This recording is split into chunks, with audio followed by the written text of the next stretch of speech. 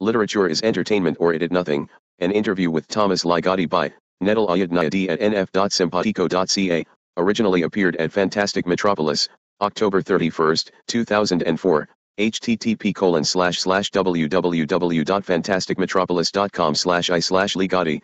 Thomas Ligotti is North America's preeminent writer of weird horror fiction.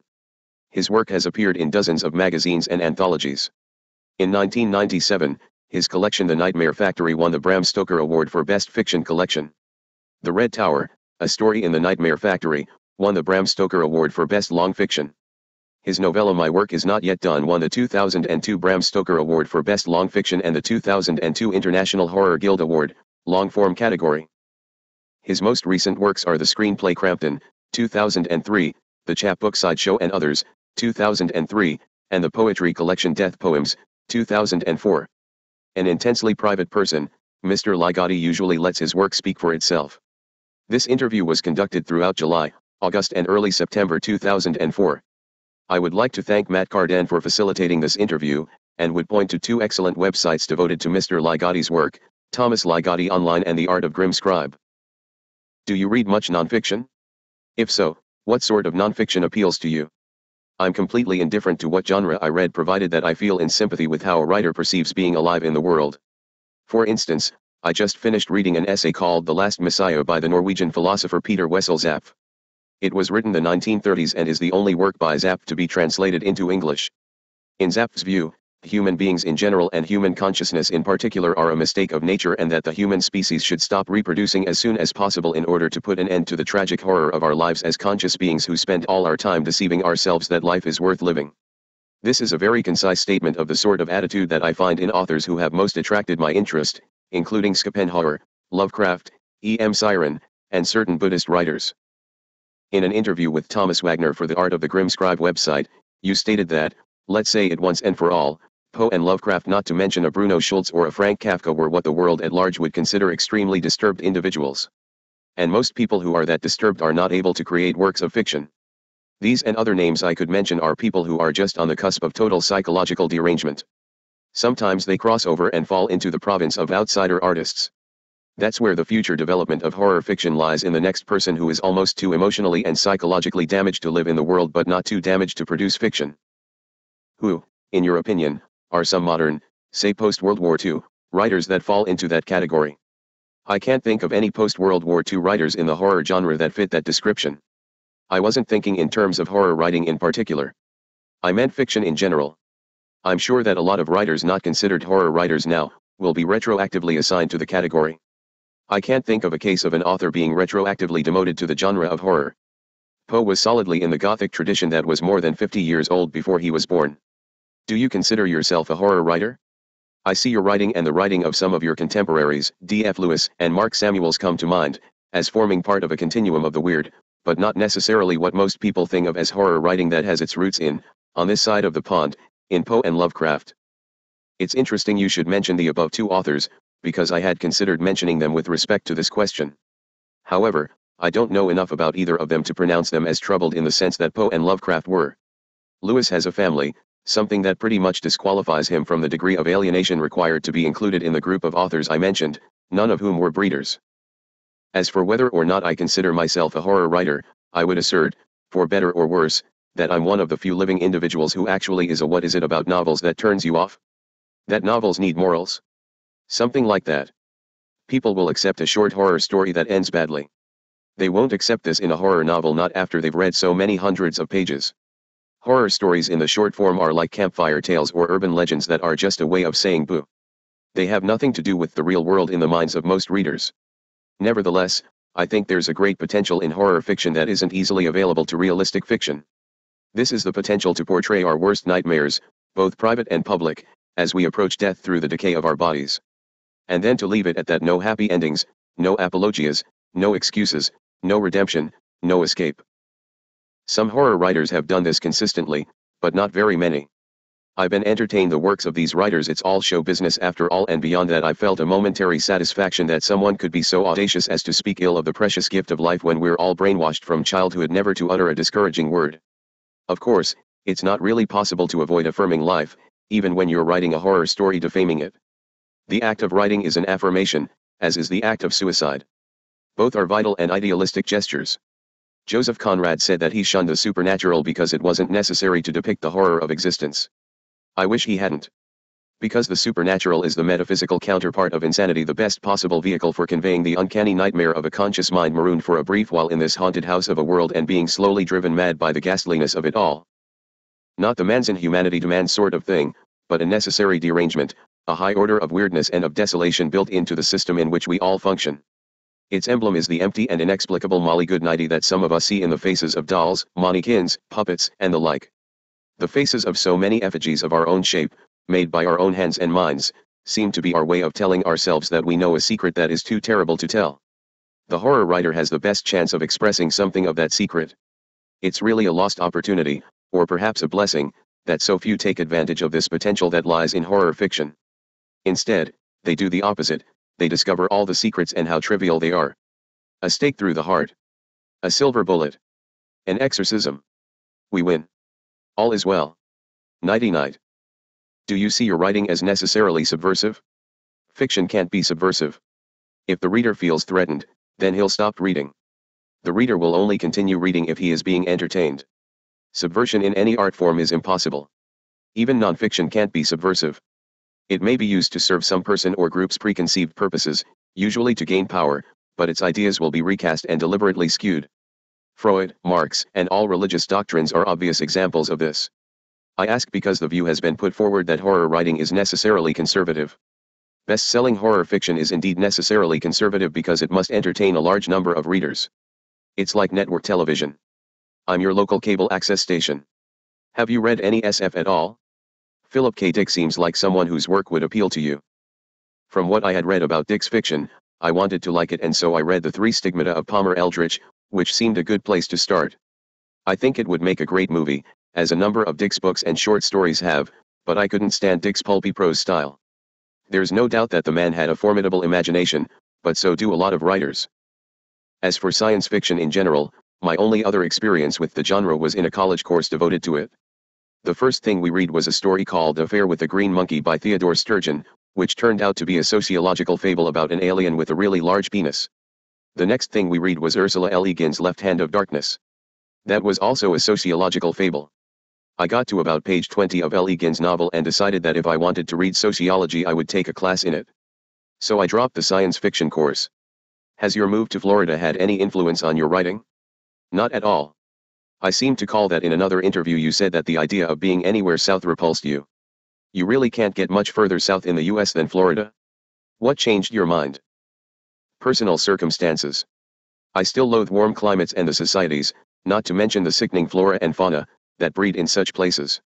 When the German filmmaker Werner Herzog was filming Fitzcarraldo in the Amazon, he commented on the location by saying, "There is a harmony here, but it is the harmony of collective murder. Even the stars look like a mess." Looking back at your time in Detroit, how much of an impact did the city have on your work? Has there been anything that's jumped out at you since leaving that you might not have noticed or may have taken for granted during your time there? I was born in Detroit, but aside from my earliest childhood years I didn't live there. I grew up in an upper-class suburb that bordered on Detroit. However, during high school in the 1960s I spent some time hanging out in dope houses in Detroit's ghettos, and I worked in downtown Detroit for 23 years. I always enjoyed the spectacle of abandoned, decaying, and burned-out buildings and houses. In my first horror story to see publication, The Chemist, I tried to express my fascination with this world of ruins. This also applies to a lesser extent to my short novel My Work Is Not Yet Done, which is set in an unnamed city patterned after Detroit. The wallpaper on my computer is a photograph of an abandoned house on Detroit's east side. In many of my stories, I've tried to articulate an aesthetic of decay in both small towns and cities. I equate decline and decrepitude with a kind of serenity, a tranquil abandonment of the illusions of the future. What's your writing process? If I'm writing, I start work as soon as I wake up, and really before I'm fully awake. In his book fiction author/editor Michael Seidman wrote that he thought younger writers were shortchanging themselves by not doing longhand or typewritten drafts and then retyping them into the computer. Any thoughts? There's a lot of truth to that. I found that I edited myself as I wrote in longhand, and then I edited myself again when I typed or keyed the manuscript. The latter was an important step in learning to edit my own writing that's lost if you start off keying your work directly to the computer. You've stated that several of your stories had their beginnings in dreams, or nightmares. You've also stated that you have taken antidepressants. Certain classes of those drugs have been known to amplify, intensify, or alter dreams. Did they have that effect on you, and if so, do you think it had any influence on the stories? I've had vivid nightmares for as long as I can remember. Some of the antidepressants I've taken have intensified my dreams and some of them have dulled them. It depends on what chemicals in the brain they're designed to affect. In general, I would say that taking a significant daily dosage of any antidepressant is more likely to diminish one's creative urges, which is not necessarily a bad thing. Aside from myself, I know people who take these drugs, and I've read posts from people in the depression and suicide news groups, who have said the same thing. It's not that antidepressants have a normalizing or emotionally beneficial action that accounts for this phenomenon. Would that this were true. The anti-creative effect is primarily due to the fact that antidepressants flatten out one's emotions and scramble one's thought processes. You lose the concentration and impulse required to write or draw or play an instrument. This is true of people who are genuinely depressed. A lot of people who don't really need to take antidepressants, and the drug companies wouldn't be raking in the money if there weren't plenty of these, feel energized by taking relatively small dose of an antidepressant. You're extraordinarily frank in your discussion of depression and its effect on your quality of life. It's something that a lot of people still seem to consider taboo. Mental illness will remain taboo until it becomes universal. Not that it isn't already universal from a certain perspective. But the very existence of the mentally and emotionally perturbed is a genuine threat to the socio-economic system in which we are imprisoned. If you're going to be crazy, your craziness better take the same form as that of your boss, the law enforcement authorities, and the President of the United States. Otherwise, you are screwed. Have you ever written anything that you consider too dark or too heavy to publish? No, but I've conceived of stories that were just too disturbing for me to write. If you can write something, then it's only so disturbing. Anything truly disturbing can't even be written. Even if it could, no one could stand to read it. And writing is essentially a means of entertainment for both the writer and the reader. I don't care who the writer is, literature is entertainment or it is nothing. Some readers would object and point to someone like Lautrémont's La Chance de Maldoror. If they want to see it that way, it's fine with me. Who am I to deny someone their demonic heroes?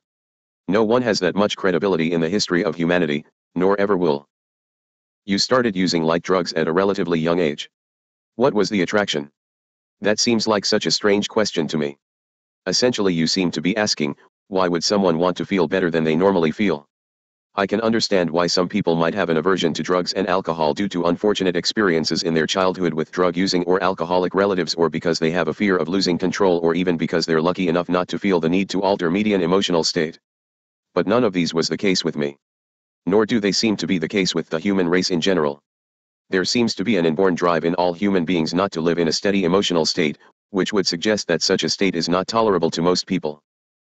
Why else would someone succumb to the attractions of romantic love more than once? Didn't they learn their lesson the first time or the 10th time or the 20th time? And it's the same old lesson: everything in this life, I repeat, everything is more trouble than it's worth. And simply being alive is the basic trouble. This is something that is more recognized in Eastern societies than in the West. There's a minor tradition in Greek philosophy that instructs us to seek a state of equanimity rather than one of ecstasy, but it never really caught on for obvious reasons.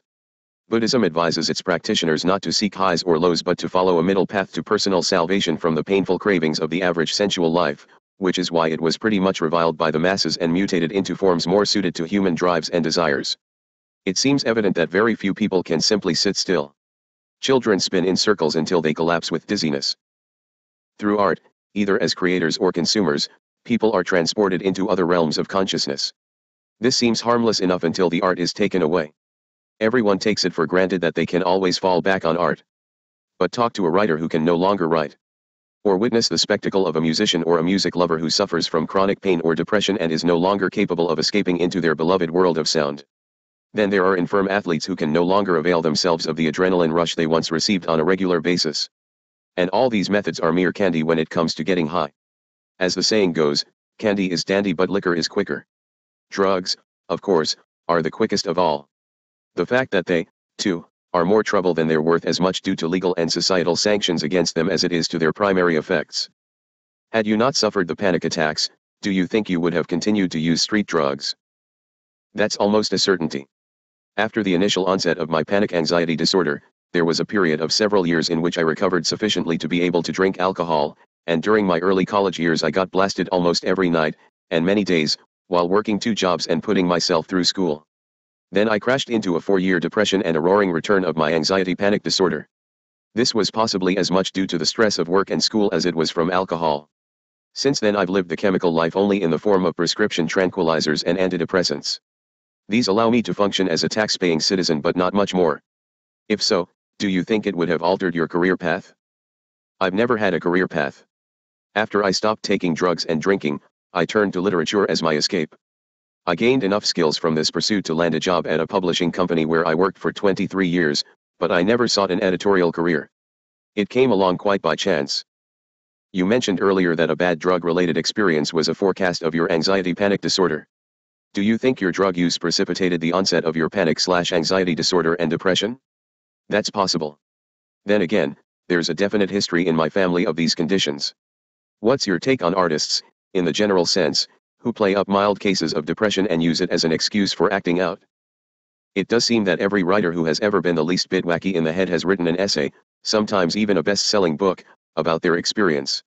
This is just what writers do, and these days there's a demand for this genre. Scott Fitzgerald wrote The Crack Up, and Tolstoy wrote A Confession. These probably wouldn't go over very well in today's market because they're not exotically cute in the manner of the book on which the movie Girl, Interrupted was based. The author of that book started a campaign against benzodiazepines tranquilizers that continues to this day. Without tranquilizers, I would exist in unending nightmare, as would millions of other people who have panic anxiety disorder, a condition that is often comorbid with depression. Can you write during a depressive episode? I could in the 70s. I can't now. It beats me how I did it back then. I was both dysphoric and anhedonic. I do remember that I really wanted to write about what it was like to be in that state. But most of it is just a blank.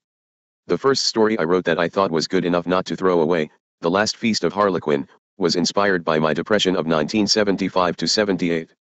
Were you surprised by the reaction to my work is not yet done? I was gratified that I won 2 awards for the book and that the first edition sold out as quickly as it did. But the book really wasn't widely reviewed because it was published by a small press, so I'm really not aware of what the reaction to Wyned has been in terms of readers' opinions. For all I know, everyone who read the book hated it. Certainly a number of people, including the guy who interviewed me for Publishers Weekly, saw it as my attempt to appeal to a larger audience. How much larger? 1,000 people as opposed to a couple hundred? Geez, if I really wanted to cash in on that book, I would have made it 3 times as long and not had the protagonist kill himself at the end. I would also have left out the esoteric philosophical aspects of the story, which to my mind were what justified its writing in the first place. Furthermore, it was on the Thomas Ligotti online website, where anyone could read it for free, for 6 months before it came out in book form. Did you get any response from your co-workers or employers? I had published The Nightmare Network years before Wyned, and, so I'm told, this story made some of my co-workers, as well as my boss, a bit nervous. Unfortunately, by the time my work was published I had quit my job and so I wasn't around to appreciate any reaction to it. I understand that people at my old workplace were reading it as a Roman à clef and trying to figure out who in the company the characters were based on. In fact, none of them were based on my co-workers, although the narrator was based on me. Are there any plans for a trade paperback version? Not at the moment. You've professed an admiration for Raymond Chandler. Are you attracted to any other crime writing? No, I liked Chandler because his prose style kept me from falling asleep. There aren't many writers about whom I can say that. I couldn't care less about detective or noir fiction. What's the status of the Crampton and Last Feast of Harlequin screenplays? They were officially released to potential buyers over the past year or so by the agency representing Brandon Trans and me. There was some interest. Brandon even made a trip to LA to talk to some people. This is pretty standard, so I'm not holding my breath or anything. Recently our agent sent out a number of copies of my work is not yet done. Again, no breath holding. I'm not being pessimistic, but Yvonne has a sense of how Hollywood works. It's not like publishing. If you write a good story or poem, someone is sure to publish it because it doesn't cost that much to do so and it's easier to judge how a story or poem is going to be received by an audience than it is a screenplay, which is really just a sketch of an idea for a movie. Given the choice, who would you like to see direct? I don't follow directors. Actors interest me, but not directors or screenwriters or even director-screenwriters. I think the craft of filmmaking is 90% acting. I just finished listening to the commentary track on the DVD of Catch-22. Steven Soderbergh was chatting with the director Mike Nichols. Neither of them seemed to know or care anything about the story, probably because that was Buck Henry's job as screenwriter, or rather adapter, of Joseph Heller's novel. So many, if not most, good movies have a book behind them.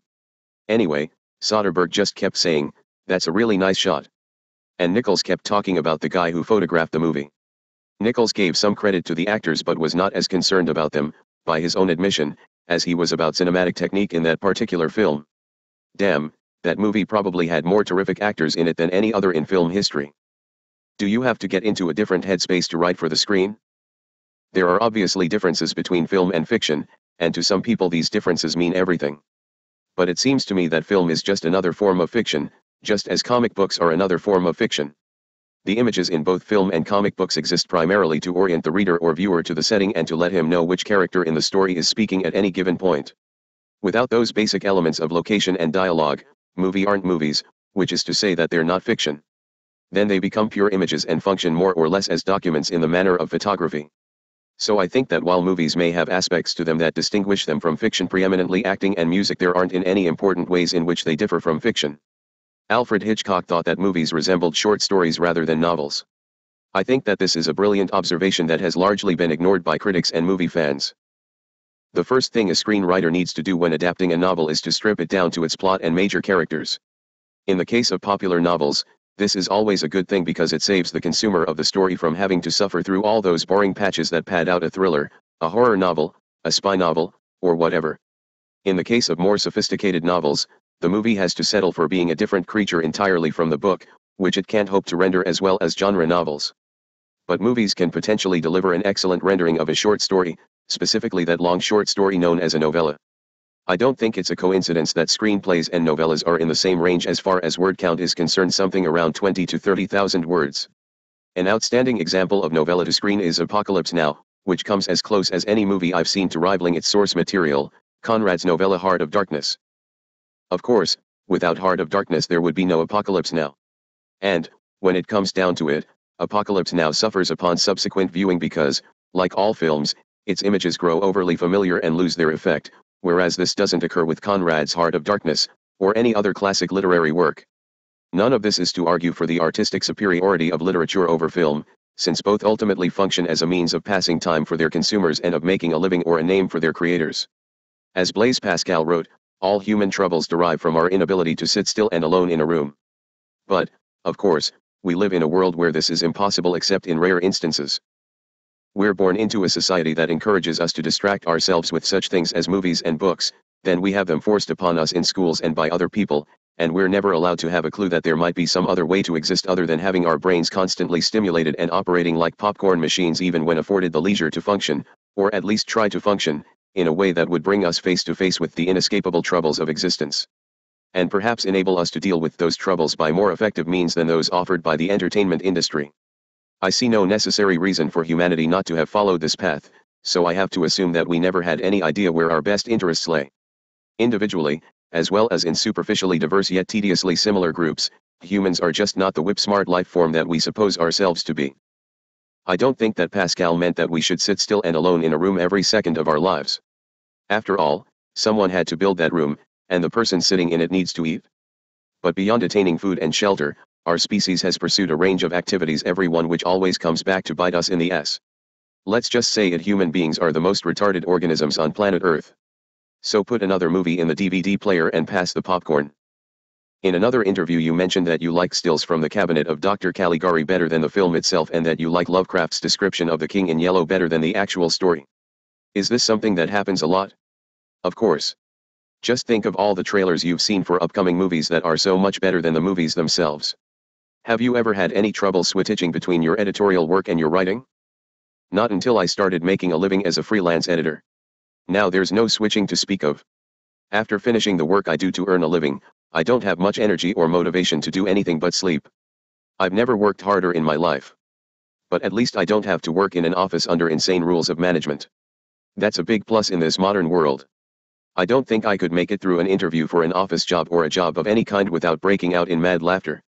I'm simply no longer fit to be part of the American working world. Have any recent works, in any media, influenced or impacted your writing? No, a couple years ago, I tried to imagine how I could replicate in language the effect of certain music. But I found that it just isn't possible. At least not for me.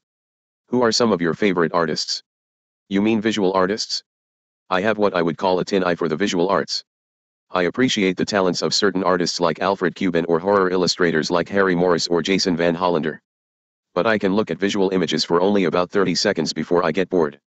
Have you attempted other modes of writing other than horror or weird fiction? Absolutely not. Is there something tangible about a writer's style that holds your interest, or is more of an instinctual thing? Style in literature is incredibly misunderstood. Most people think of it at the level of pure language and view the poles of literary style as ranging from the dry, impersonal narratives of popular novelists to the juicy, lyrical style of experimental and artistic writers like Nabokov, Lovecraft, Bruno Schulz, and so on. I'm really interested in style exclusively as an expression of a peculiar kind of consciousness as opposed to the mere gaudy use of language.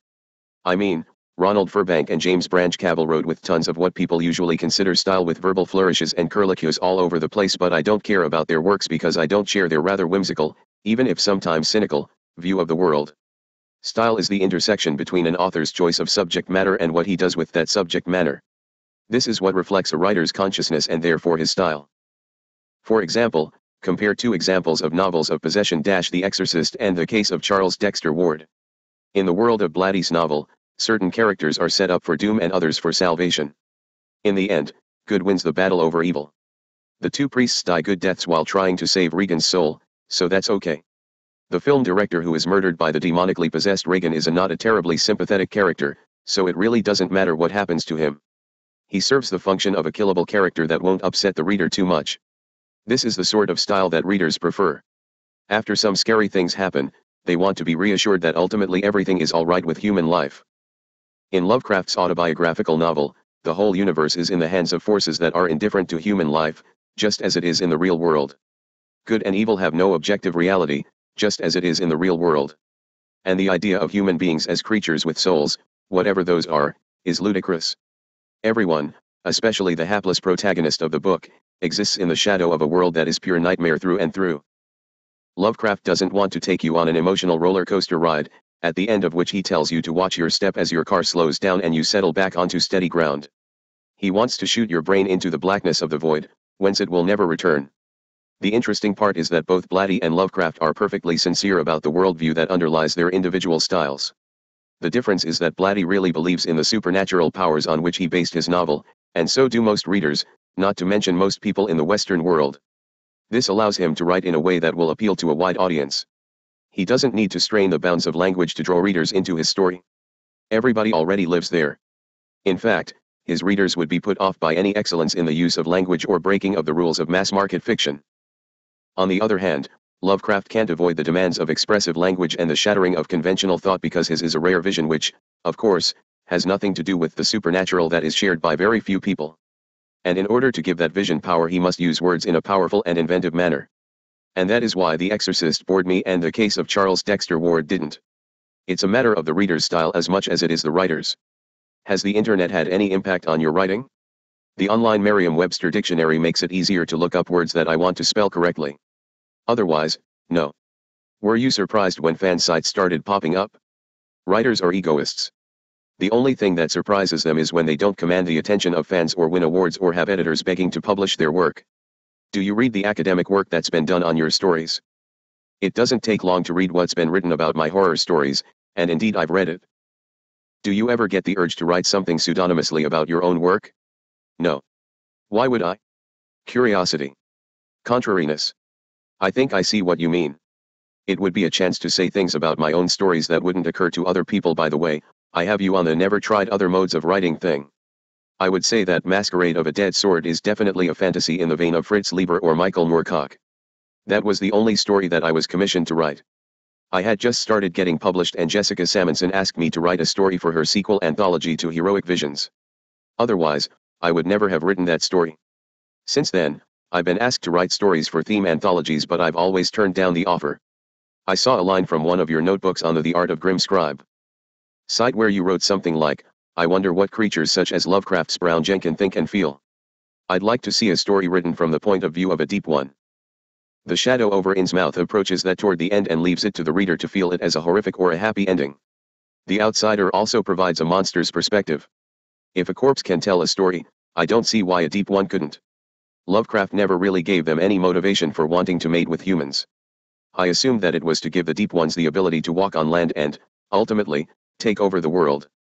That sounds kind of hacky, but Lovecraft could be quite hacky sometimes, as can we all. You mentioned that The Chemist was your first published story? How long had you been writing before your first publication? About 6 years with the unceasing fever to learn my craft, and a few years of dabbling before that. Have your thoughts on horror literature changed since you wrote Professor Nobody's Little Lectures on Supernatural Horror and the Consolations of Horror? Not in the least. My thoughts on life in general haven't really changed since I was a teenager and first began to reflect on the world. One of your stories that rarely gets mentioned, but strikes me as one of your creepiest, is The Troubles of Dr. Thos. How did that story come about? The main character is hypochondriac, as was I at the time I wrote the story. I based the character's artwork on that of Harry Morris. His first name, Alb, Shitter for Alban, was used because Harry lives in Albuquerque. The rest of it is based on my own fears and sickness and delirious dreams of a cure that will be worse than the disease, which in this case was my panic anxiety disorder. I also wanted the main character to be pursuing a form of horror art, a pursuit that is the path to his undoing. I've never really had any faith in the imagination or creativity as means of purging oneself of demons, but more as a degenerate pastime. I'm definitely not a believer in art as a curative catharsis. I also expressed my atheism in the imagination as salvation in my story The Spectacles in the Drawer. Some people call me a nihilist, but my story The Illusion of Order makes it clear that I don't believe in nihilism either. I believe that both the Cocoons and the Bungalow House had their genesis in dreams. Are they related in any other way? Actually, both the Cocoons and the Bungalow House are related by their being set in my imaginary version of Detroit. I was living in a place with a lot of cockroaches at the time. I really don't mind cockroaches except when they run at you out of nowhere. Nevertheless, I find the lower life forms in the collective a constant reminder of the grotesque nature of this world. It's more their mechanical behavior as feeders, #####ERS, and fighters than their appearance. They're really a perfect parallel to human beings, except that they act without all the illusory rationalizations. This is what makes them so hideous, the fact that they are us. I've had many dreams in which humans are reduced, or reduce others, to insectoid creatures and then consume them. I don't know what the hell that means. If you believe some of the psychiatric literature, it means that you're deeply disturbed. I've never put much stock in dreams, even though it might seem that I do. And what could be more disturbed than the twisted theories that psychologists have proffered for over 100 years now? Jorge Luis Borges said that philosophy should be classified as a branch of fantastic literature. I would say the same about psychology. This is verbatim from my notebook. Themes: loss of control. Loss of control through / of dreams. Dreams as a backdoor. Dreams usurped. Skyscrapers. Mobs. Why so many Drs, Ms. S, Mrs., Mr. S? The color yellow. Comment please. I never notice any of that stuff until someone points it out to me. It was years before I realized how many of my characters were named Dr. something. Like most people, I've had dreams in which I can't control my body, whether I'm trying to run from something or simply throw a ball. I'm not aware of my use of the color yellow. Now that you mention it, yellow does feel to me like the color of disease and decay. Maybe that's a holdover from my days as fanatic of decadent literature reading the early issues of the Yellow Book. Did you keep your early, not ready for publication, stories? No, I destroyed them all. Dozens of them. They were pretty bad. Do your stories share a common geography? For example, I get the feeling that I have a special plan for this world. The night school, and the shadow at the bottom of the world all take place in the same region with the night school, and I have a special plan. Being set in different parts of the same city, and the shadow being set in a farming community in the area just outside the city. I've been obsessed with the settings of my stories since I began writing. I knew that I didn't want to use actual places and place names for the most part. At the same time, I didn't want to invent fictional settings that paralleled actual places or worlds that were wholly fantastic and scrupulously detailed like those of Mervyn Peake or James Branch Cabell. But I especially didn't want the burden of trying to emulate reality. I don't know much about reality in the conventional sense anyway. I can't remember things the way realistic writers seem so adept at doing. I've been agoraphobic since I was 17, so I haven't seen much of the world.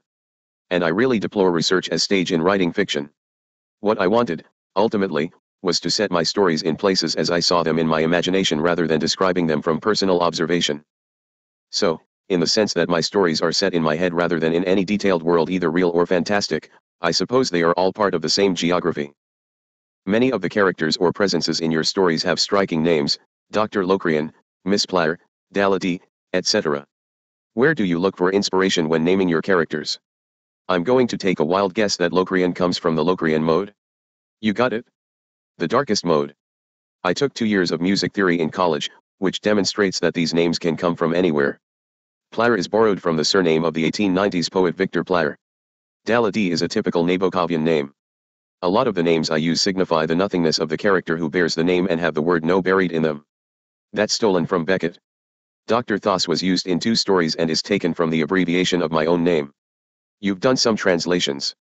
From what to what? 1 short story and several poems from French. The short story was based on the Ripper murders and was possibly one of the first on that subject, having appeared in the Mercure de France in 1888, although it was supernatural. The poems were from obscure French decadent poets in obscure French decadent journals. Your story Alice's Last Adventure features one of your rare female narrators. Do you have any difficulty writing from the point of view of a female character? Alice's Last Adventure was a special case. The character wasn't presented as significantly female, just as my male characters aren't presented as significantly male in a socially conventional manner. She was an elderly, alcoholic writer of spooky children's stories.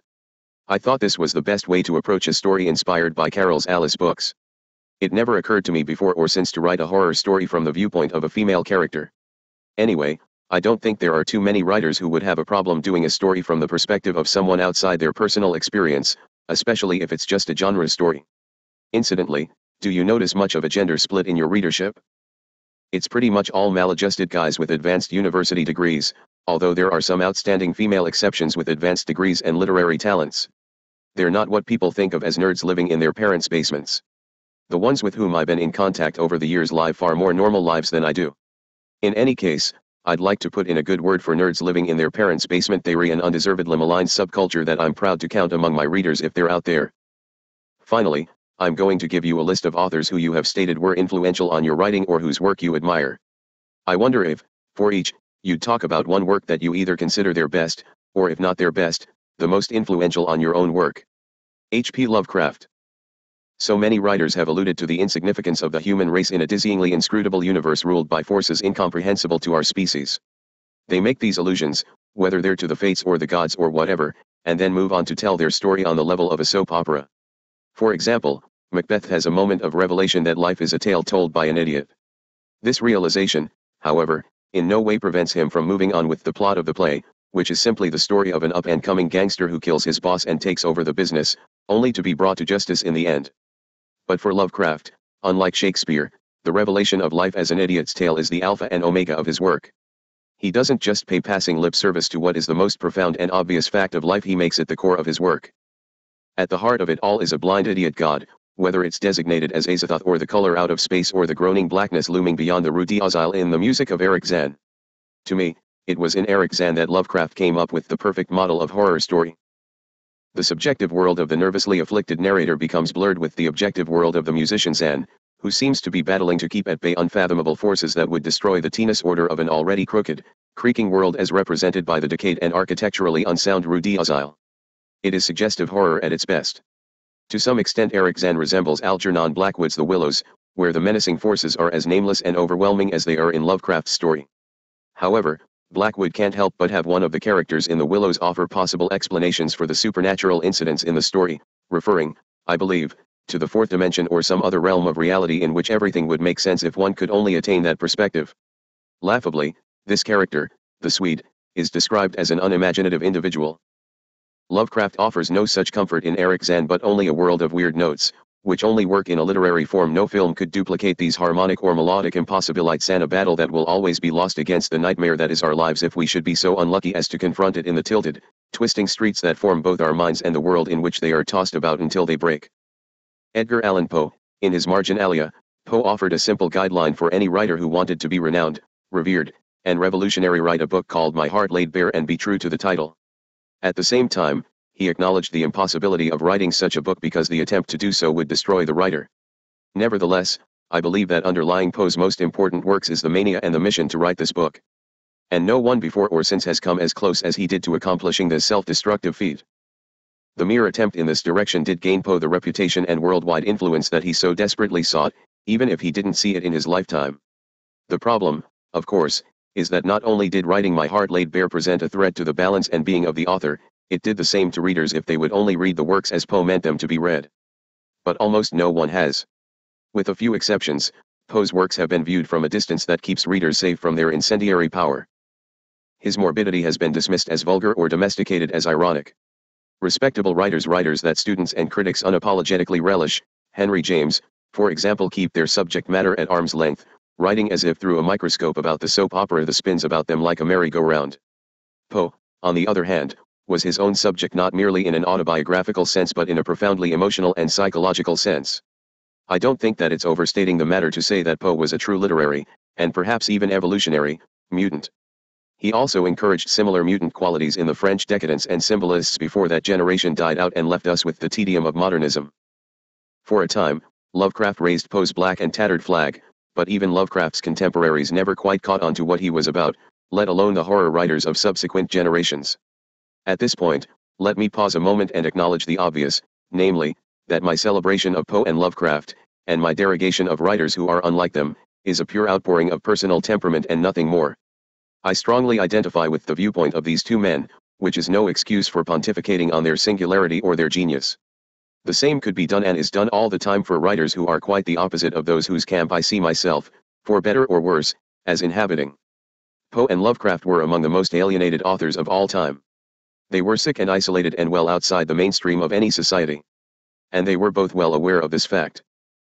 As evidence of this assertion, I refer you to Poe's poem Alone and Lovecraft's poem Alienation. To a significant degree, these poems are rather pitiable lamentations of these authors' inability to fully belong to the common mob of humanity. It is an irrational regret, given the nature of any society throughout world history, but who hasn't felt it at some time or another? So I suppose that if Poe and Lovecraft stand out as anything special in course of literature, as well as society, it is in specimens of a deep conflict between the desire to lose themselves in the world, on the one hand, and, on the other, to smash its illusions to tiny, twitching bits. Vladimir Nabokov.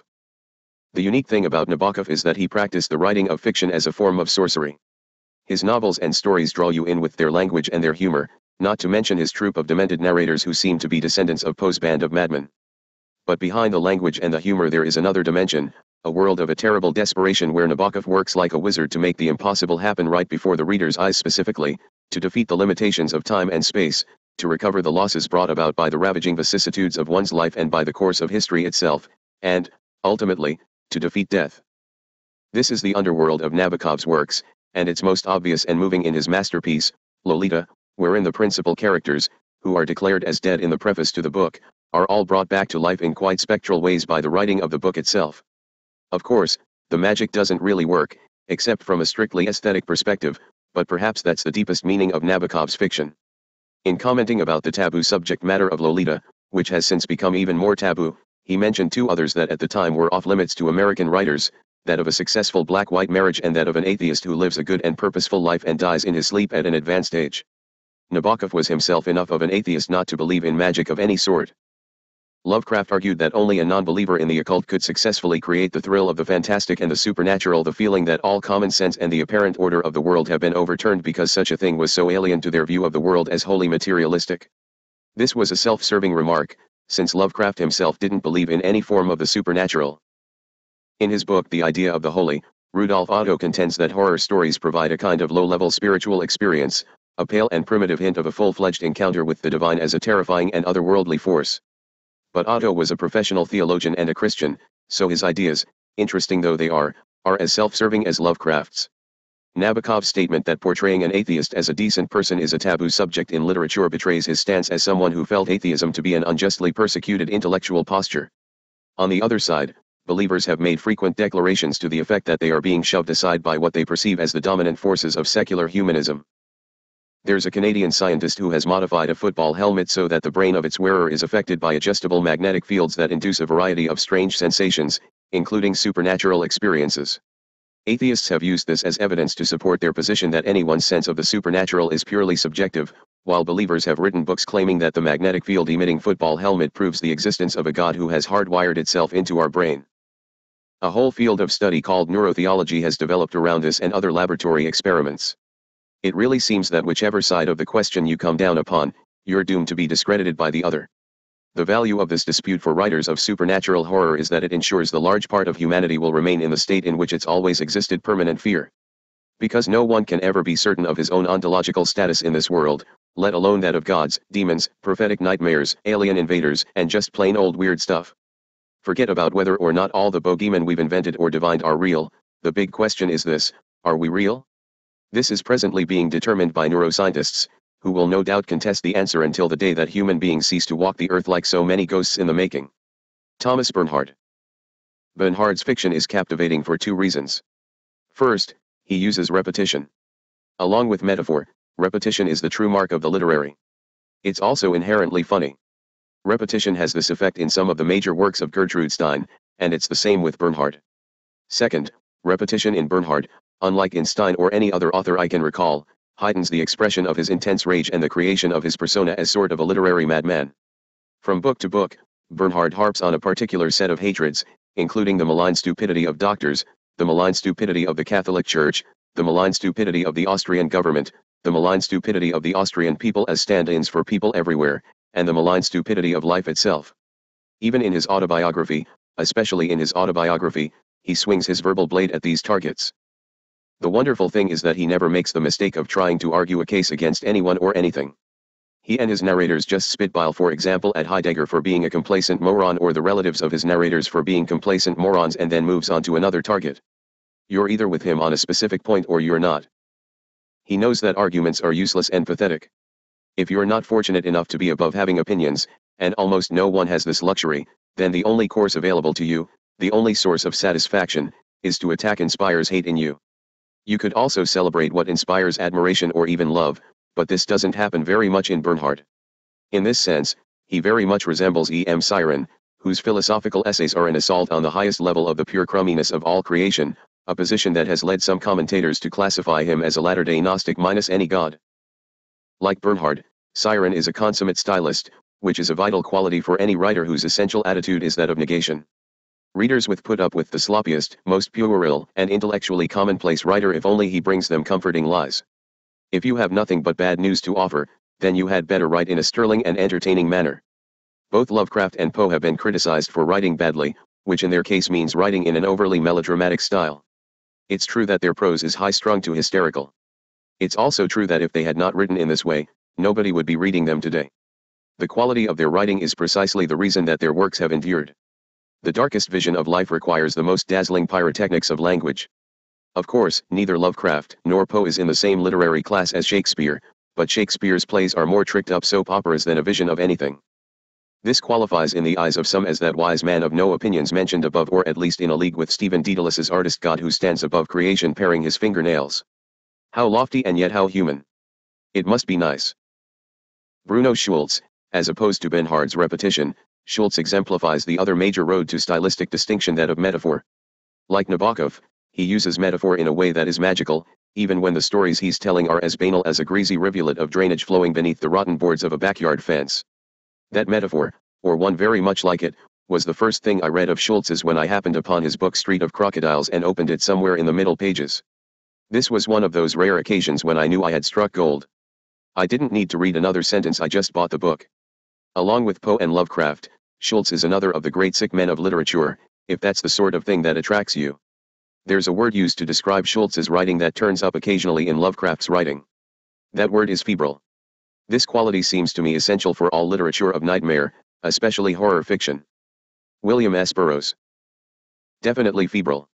Even more than Poe or Lovecraft, Burroughs is the one whose writing provides that measure of fever, nightmare, and the grotesque by which all other American writers who aspire to representing these qualities in their work should be judged. Even in his last novel, The Western Lands, he writes of the smell of rotting metal. That's sick genius if there ever was such a thing. Now, this whole business about febrility and sickness and negativism might raise the question in some people's minds: if that's the sort of thing you like, then why don't you just read case histories of psychos and psychotics, suicide notes, and books like A History of My Nervous Illness? As I mentioned earlier, it's principally a matter of style, of entertainment, and of expression. I know that a lot of people are very interested in real-life misery. The evening news is testimony to that. I don't care for the evening news. Real-life misery is a mess or a bore or simply too heartbreaking to tolerate. And there's no coherence to it, no vision. As Mark Twain said, life is just one damn thing after another. I don't want to be a spectator to this any more than I must be. I want to attend to the words of someone who will stand up and say, Life is just one damn thing after another, not some grinning idiot who presents this fact as a kind of pornography because corporate knows they can use this kind of stuff to sell advertising minutes. Everyone knows that this is the case. Everyone knows that this is an abomination. Everyone is, more or less, a scumbag. As for Mark Twain, forget Huckleberry Finn and red letters from the earth.